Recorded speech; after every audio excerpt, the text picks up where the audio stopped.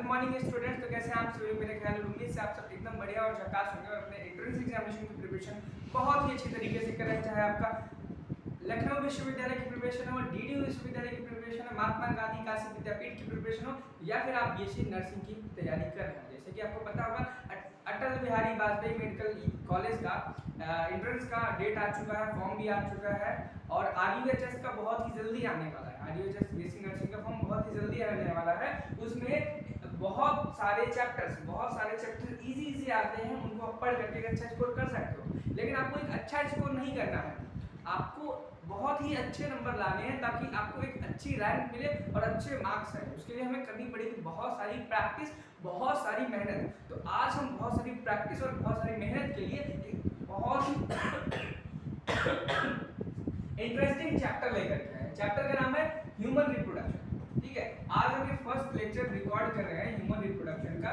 इसमें हम आपको 30 से 40 क्वेश्चन करा देंगे, पर एक लेक्चर में कराएंगे। 30 से 40 क्वेश्चन एक लेक्चर कराएंगे और नेक्स्ट पार्ट में इसके बचे हुए और क्वेश्चन कराएंगे। यानी कि हर चैप्टर के हम आपको कम से कम 50, 60, 70 क्वेश्चन करा देंगे। इतने भरपूर क्वेश्चन करा देंगे, आप किसी भी एंट्रेंस एग्जामिनेशन में बैठो बीएससी के, आपके जो क्वेश्चन फंसने वाले हैं, आने वाले सारे के सारे क्वेश्चन लगभग 90% इन्हीं क्वेश्चंस में से आएंगे। ठीक है, और ये क्वेश्चन आपके एंट्रेंस एग्जामिनेशन के मोस्ट एक्सपेक्टेड क्वेश्चन होंगे। तो वीडियो को शुरू से लेकर के अंत तक जरूर देखना, और इस वीडियो को डाउनलोड करना हो तो टारगेट गुरुकुल का मोबाइल ऐप डाउनलोड करें, वहां पर आपको फ्री में वो कंटेंट मिल जाएगा। अगर वहां पे नहीं मिलता है तो आप चैट मैसेज करके मांग सकते हैं। ठीक है, चलो स्टार्ट करते हैं। अगर हम बात करें क्वेश्चन नंबर 1 क्या कहता है, क्वेश्चन नंबर 1 क्या कहता है कि ये बोलता है कि which of the following characters is seen in females. इनमें से ऐसा कौन सा कैरेक्टर है, इनमें से ऐसा कौन सा गुण है जो महिलाओं में देखने को मिलता है। कहां देखने को मिलता है? महिलाओं में देखने को मिलता है। आप देखोगे मसल्स आर स्ट्रांग। क्या महिलाओं में मसल्स बहुत स्ट्रांग होती हैं, लेकिन आर्टिफिशियली होती हैं, वो नेचुरली स्ट्रांग नहीं होती है। ठीक है, उनके कुछ पार्ट की जो मसल्स होती है बहुत स्ट्रांग होती हैं, जैसे कि यूट्रस की जो मसल्स होती है बहुत स्ट्रांग होती है। ठीक है, लेकिन पूरे बॉडी की उनकी जो मसल्स होती है वो स्ट्रांग नहीं होती। तो ये बिल्कुल भी आंसर नहीं होगा।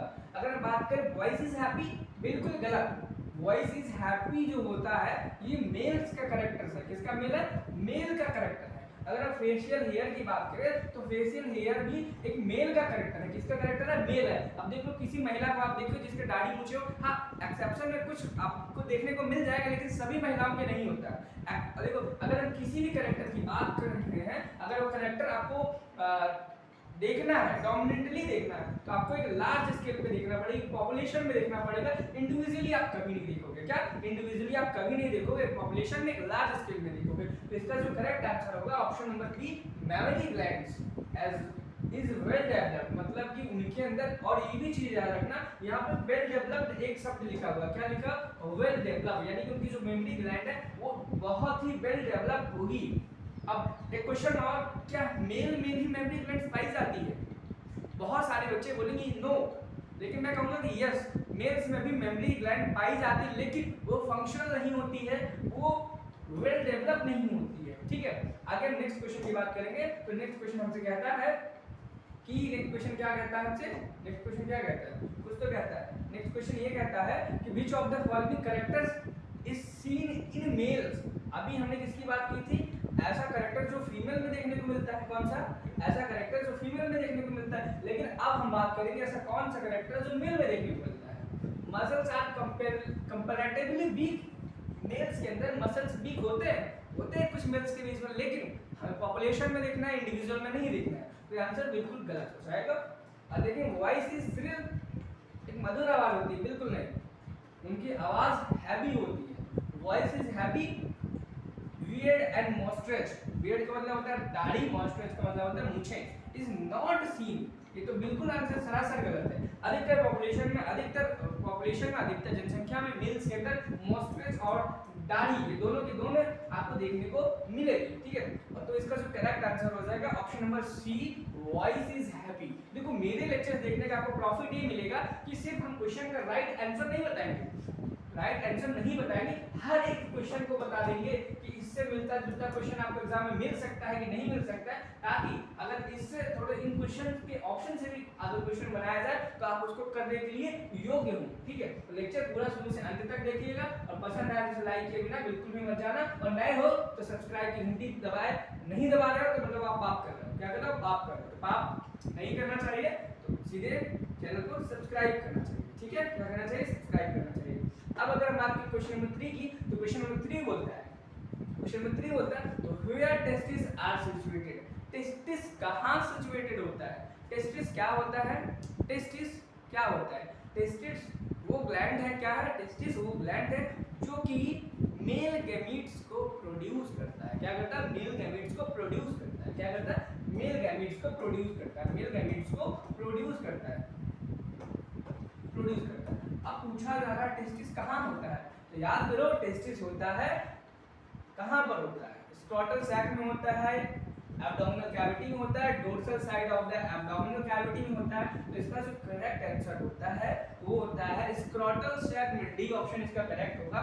ठीक है, आंसर ठीक है, डी ऑप्शन स्क्रॉटल सैक में होता है। अब अगर आपको नहीं पता है, कुछ लोग ऐसे भी होंगे जिनको स्क्रॉटल सैक नहीं पता होगा कि स्क्रॉटल सैक होता क्या, तो स्क्रॉटल सैक एक पाउच लाइक स्ट्रक्चर होता है। क्या होता है? पाउच लाइक स्ट्रक्चर होता है जो हैंग करता है। क्या करता है? हैंग कर रहा होता है और मेन के बॉडी के आउटसाइड क्या करता है? मेन के बॉडी के आउटसाइड हैंग कर रहा होता है। उसके अंदर पेयर ऑफ टेस्टिकल्स पाए जाते हैं जो कि मेल गैमीट के फॉर्मेशन में हेल्प करते हैं। ठीक है, अगर हम बात करें नेक्स्ट क्वेश्चन की, तो नेक्स्ट क्वेश्चन हमसे बोलता है कि which of the following characters is seen in mail.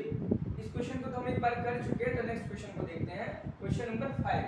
तो क्वेश्चन नंबर 5 बोलता है which hormone is released from the testis. अभी हमने बात की थी कि टेस्टिस की लोकेशन क्या है। क्या बात की थी? कि टेस्टिस की लोकेशन क्या है, लेकिन अब हम बात करेंगे कि टेस्टिस कौन सा हार्मोन रिलीज करती है। टेस्टोस्टेरोन करती है, एस्ट्रोजन करती है, प्रोजेस्टेरोन करती है, रिलैक्सिन करता है। तो इनमें से जो टेस्टिस है वो टेस्टोस्टेरोन हार्मोन रिलीज करता है। अगर आपको दिक्कत होती है कि टेस्टिस कौन सा हार्मोन रिलीज करता है, आपको याद करने में दिक्कत आती है, तो आप टेस्टिस को ध्यान से देखो। इसके स्टार्टिंग में TEST आता है, टेस्ट आता है, टेस्टोस्टेरोन से मिलता जुलता हुआ है, तो आप ऐसे याद कर सकते हो टेस्टोस्टेरोन टेस्टिस से रिलीज होता है। अगर हम बात करें एस्ट्रोजन, एस्ट्रोजन फीमेल में रिलीज होता है, और अगर प्रोजेस्टेरोन की बात करें तो ये भी फीमेल्स में रिलीज होता है। कॉर्पस किसके द्वारा ये रिलीज होता है? ये प्रेगनेंसी के अंडर रिलीज होता है, और भी कई सर्कमस्टांसेस में रिलीज होता है। रिलैक्सन भी एक ऐसा हार्मोन है जो कि सिर्फ प्रेगनेंसी के ड्यूरिंग, वो भी चाइल्ड बर्थ के टाइम पे रिलीज होता है। ठीक है, चाइल्ड बर्थ के टाइम पे रिलीज होता है। आगे हम बात करें क्वेश्चन नंबर 6 की। क्वेश्चन नंबर 6 कहता है which hormone is released from the ovary. अब देखो, जैसे कि थोड़ी देर पहले आपसे टेस्टिस के बारे में पूछा गया, टेस्टिस से कौन सा हार्मोन रिलीज होता है, टेस्टिस से ऐसे ही आपसे पूछा जा रहा है कि ओवरी से कौन सा हार्मोन रिलीज होता है। मेल टेस्टिस से कौन सा होता है? टेस्टोस्टेरोन होता है, टेस्टोस्टेरोन होता है। और अब बोला जा रहा है फीमेल ओवरीज। ठीक है, तो फीमेल ओवरी से कौन सा होगा? एस्ट्रोजन एंड प्रोजेस्टेरोन होगा। ठीक है, और टेस्टोस्टेरोन का आपको बता ही दिया, ये टेस्टिस से होता है। ओके, अगर हम नेक्स्ट क्वेश्चन की बात करें, क्वेश्चन नंबर 7, क्वेश्चन नंबर 7 क्या पूछता है? क्वेश्चन नंबर 7 कहता है कि which of the following glands is seen in the males। इनमें से ऐसी कौन सी ग्लैंड्स है? क्या इनमें से ऐसी कौन सी ग्रंथि है, इनमें से ऐसी कौन सी ग्लैंड है जो मेल में देखने को मिलती है, फीमेल में देखने को नहीं मिलती है? देखो, साइनल वेसिकल बिल्कुल देखने को मिलती है, प्रोस्टेट ग्लैंड बिल्कुल देखने को मिलती है, बल्बो यूरेथ्रल ये भी देखने को मिलती है। अगर हम बात करें कि फीमेल में कौन कौन सी देखने को मिलती है, आप देखोगे कि काउपर्स ग्लैंड, कौन सी? Cowper's gland. ठीक है, और ऐसे एक दो ग्लैंड्स और भी हैं जो कि आगे आपको क्वेश्चन में पता चलेगी, जिसका डी ऑप्शन हो जाएगा ऑल ऑफ दीज। मतलब ये तीन की तीनों ग्लैंड्स आपको मेल में देखने को मिलती है। आप इन्हें एकदम अच्छे से रट सकते हो। क्या रट सकते हो आप? क्वेश्चन आने के चांसेस काफी होते हैं इन ग्लैंड से। ठीक है, आगे हम देखते हैं, ये क्वेश्चन आपके लिए बहुत ही इंपॉर्टेंट है। क्या है? बहुत ही इंपॉर्टेंट है। How much lower is the temperature of the scrotal sac than that of the body temperature. देखो, इस क्वेश्चन में बोला गया कि जो स्क्रॉटल सैक है उसका कितना टेम्परेचर होता है। अब देखो, इस क्वेश्चन में थोड़ी सी ऑप्शन में छोटी सी मिस्टेक है, ये 3 डिग्री सेल्सियस बिल्कुल भी नहीं होगा। वैसे अगर इनमें से देखा जाए, अगर आंसर आपको क्वेश्चन में 3, 4, 5, 6 दिया जाए तो आपको 3 ही करना है, लेकिन इसका जो करेक्ट आंसर है वो 2 to 2.5 डिग्री सेल्सियस होता है। कितना होता है, या फिर आपको 2.5 से 3 डिग्री सेल्सियस लिखा हुआ मिलेगा, उनमें से आपको करेक्ट करना है। ठीक है, अब बहुत बार ऐसा होता है कि आपसे क्वेश्चन घुमा करके पूछेगा कि टेस्टिस स्क्रोटल जो सैक होता है वो हमारे बॉडी के आउटर पार्ट में हैंग करता है, बट क्यों? उसका टेम्परेचर हमारे बॉडी टेम्परेचर से 2 से 2.5 डिग्री टेम्परेचर या 2.5 से 3 डिग्री टेम्परेचर कम क्यों होता है, इसका रीजन पूछेगा। इसका रीजन यही है कि मेल गैमीट को बनाने के लिए, क्या मेल गैमीट को बनाने के लिए कम टेम्परेचर की आवश्यकता होता है। अगर स्क्रोटल से जो ह्यूमन बॉडी के अंदर होगा तो उसका भी टेम्परेचर ह्यूमन बॉडी के समान हो जाएगा, और जब समान हो जाएगा तो गैमेटोजेनेसिस या फिर आप बोलेंगे ये जो स्पर्म फॉर्मेशन है वो जरा भी नहीं होगा। ठीक है, आगे हम नेक्स्ट क्वेश्चन देखें, क्वेश्चन नंबर 9। क्वेश्चन नंबर 9 बोलता है कि टेस्टिस का साइज क्या होता है, मींस टेस्टिकल्स का साइज क्या होता है। तो इसका जो साइज है आप देख सकते हो, option number B 5 centimetre and 2.5 centimetre in diameter. Length में 5 सेंटीमीटर होता है एंड डायमीटर में 2.5। ये बहुत ज्यादा इंपॉर्टेंट नहीं माना जाएगा, बट अगर आप याद करना चाहो तो कर सकते हो। ओके, नेक्स्ट क्वेश्चन देखिए, how much lower is the temperature. ये क्वेश्चन तो अभी हमने किया ही है, ये भी कर लिया। ये question, which connective tissue surrounds the testis, यानी कि टेस्टिस किस कनेक्टिव टिश्यू से सराउंड होता है, किस कनेक्टिव टिश्यू से सराउंड होता है। फाइब्रस टिश्यू से, स्पॉन्जी कनेक्टिव टिश्यू से, ट्यूनिका, एल्बोजिनिया, नन ऑफ देम। तो इसका जो करेक्ट आंसर होता है वो ट्यूनिका एल्बोजिनिया होता है। ठीक है, आपसे और भी अगर पूछा जाए तो tunica vaginalis, tunica vaginalis, vaginalis या वेजिनालिस आप जो भी इसे करो, ट्यूनिका इंटरमीडिया,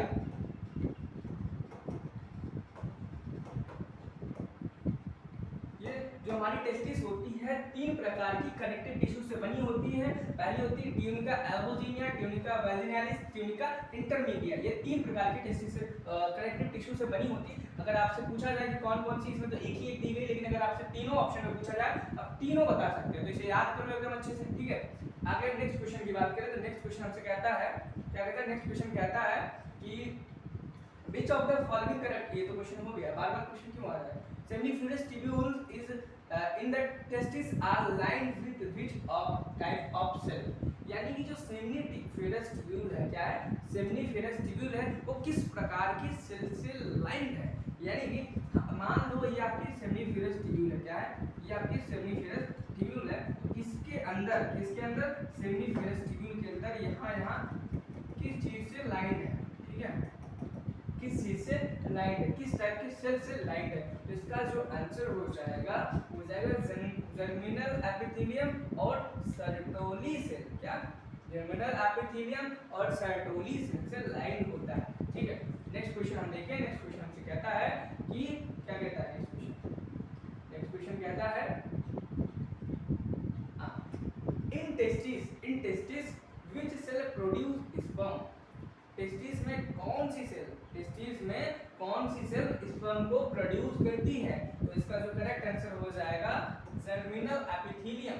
क्या, जर्मिनल एपिथेलियम की जर्मिनल सेल्स आपका स्पर्म्स को प्रोड्यूस करती है। इस क्वेश्चन को आप एकदम याद कर सकते हो, स्टार मार्क कर सकते हो, क्वेश्चन के आने की प्रोबेबिलिटी काफी ज्यादा होती है। ठीक है, नेक्स्ट क्वेश्चन अगर हम देखें तो नेक्स्ट क्वेश्चन हमसे कहता है which cells provide nutrition to the sperm. ऐसी कौन सी इसमें से सेल है जो नरिशमेंट प्रोवाइड करती है, न्यूट्रिशन प्रोवाइड करती है किसको, स्पर्म्स को। तो याद रखो जर्मिनल एपिथेलियम बिल्कुल भी नहीं करती। क्या, जर्मिनल एपिथेलियम बिल्कुल भी न्यूट्रिशन या फिर क्या नरिशमेंट जरा भी नहीं करती है स्पर्म्स का।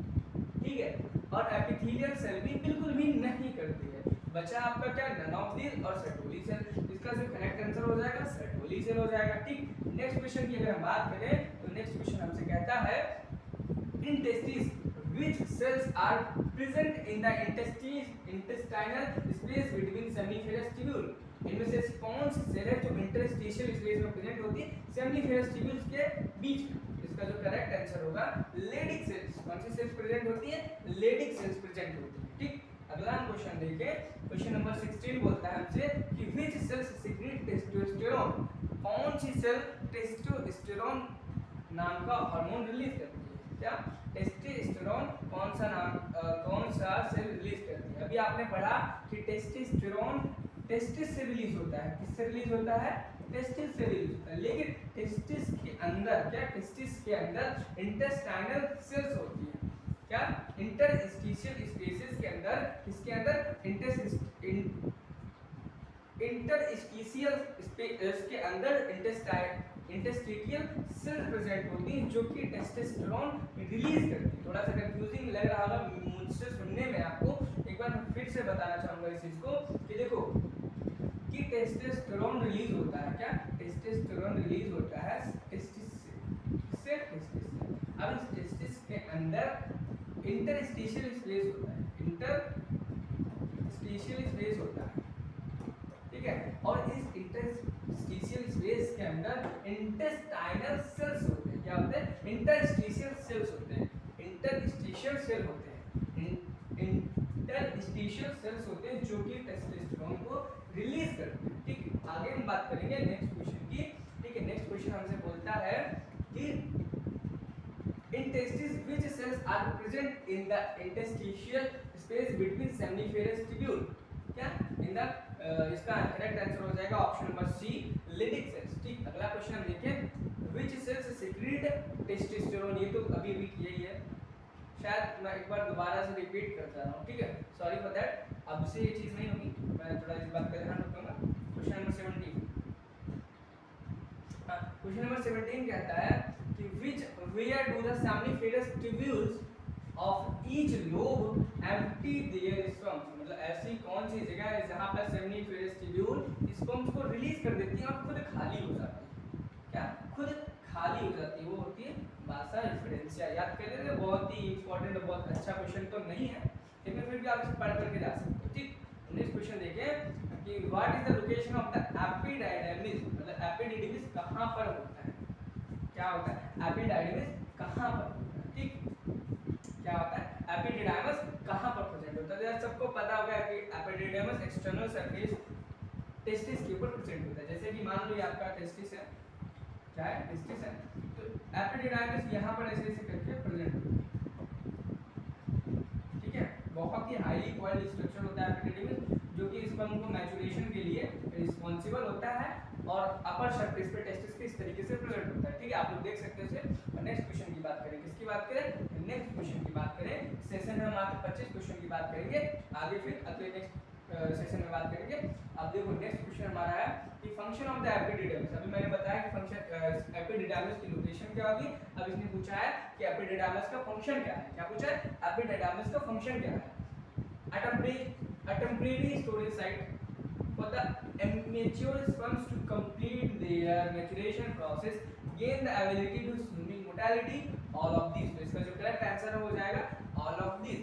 यानी कि जो एपिडिडाइमस होता है इसमें स्पर्म आता है कुछ समय के लिए, स्टोरेज के लिए आता है, कुछ दिन रहता है, इमेच्योर से मैच्योर स्पर्म बनता है और स्विमिंग की एबिलिटी गेन करता है। क्या करता है? स्विमिंग की एबिलिटी गेन करता है ताकि वो फीमेल ट्रैक के अंदर स्विम करके सर्विस के थ्रू होकर के यूट्रस में जा करके आगे बढ़ करके क्या करता है? फर्टिलाइजेशन कर पाए। अब नेक्स्ट क्वेश्चन देखेंगे। नेक्स्ट क्वेश्चन कहता है when are the sperms transported from the epididymis to vas deferens। ठीक है, ये क्वेश्चन कहता है कि एपिडिडाइमस जो आपका क्या है? एपिडिडाइमस है, उससे कब आपका जो स्पर्म है वास डिफरेंस में ट्रांसफर किया जाता है।